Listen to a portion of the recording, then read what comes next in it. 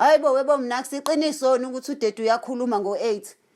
Hayibo akubu ukuthi uzizela ngene indaba ezimnandi angazosikhulumela into esingayazi la. Akakhuluma indaba yo500 rand ukuthi bayabuya noma babuyi.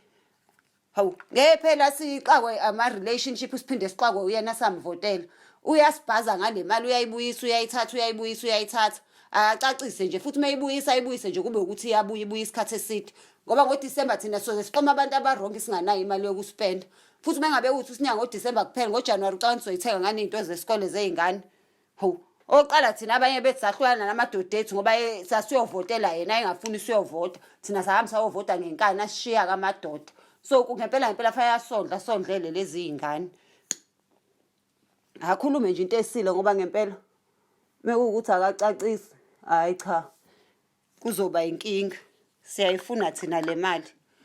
UDisemba uyawazi nawe ukuthi awuyona inyanga yokuganga.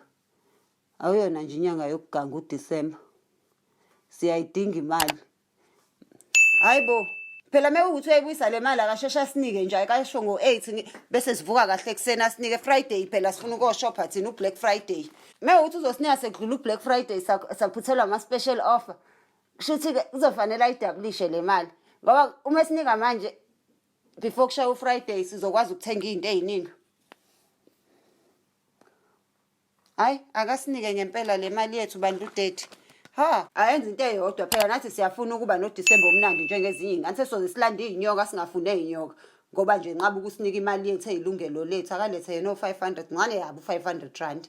Akhuluma into esile nje. Please subscribe to my YouTube channel for more videos.